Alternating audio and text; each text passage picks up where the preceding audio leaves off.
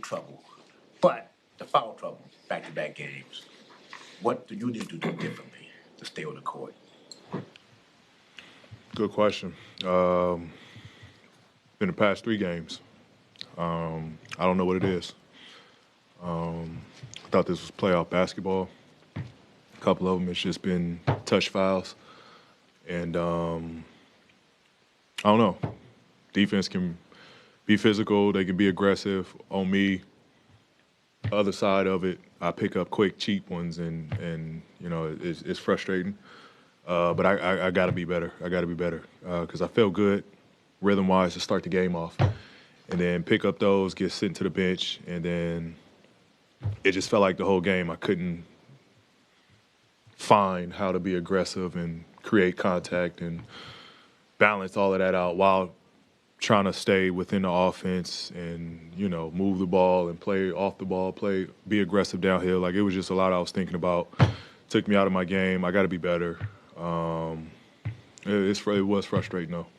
Part of that also because Kawhi is playing limited minutes. He's playing with a knee that's not helping him out. That part also the conversation that you're having, I guess, with yourself. Yeah, I mean, put pressure on James. James had to play 44 minutes. It puts us out of sync now. T. Lou's in his rotations earlier than expected. Guys aren't playing at the times they're used to playing. It just throws the whole team off. And so I'll take blame on that. I don't know what some of those is.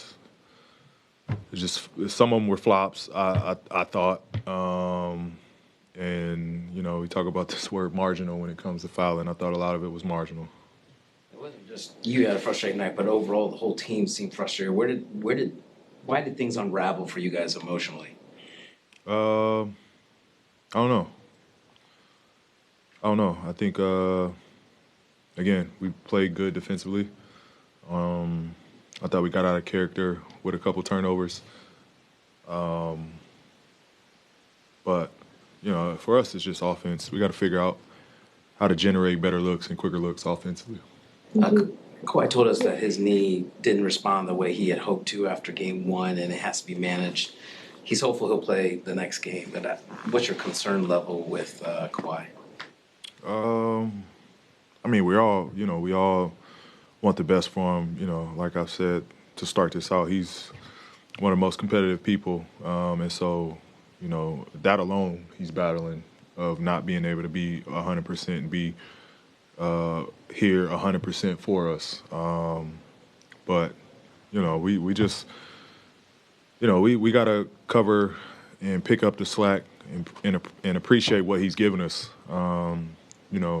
We know he's not 100, but he's still trying to suit up and give us whatever he can. But definitely feel for him. I know he's been working hard, and again to get to this point, where we want to make a push, and he can't be 100% right now.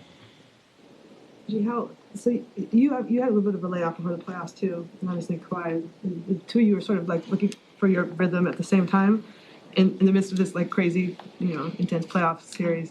Like, how hard is that to do to sort of navigate? Yeah, I thought it'd be easier until you're actually in it, and then you kind of figure out. A little time off does affect timing and flow and rhythm. I thought I was in a great rhythm to end the season. But that's not an excuse. It's not an excuse. Again, I thought starting the night, I found a rhythm. I thought I was in good rhythm. I felt, I was going to be in attack mode all night. But then you get sidelined and, you kind of scramble from that point on.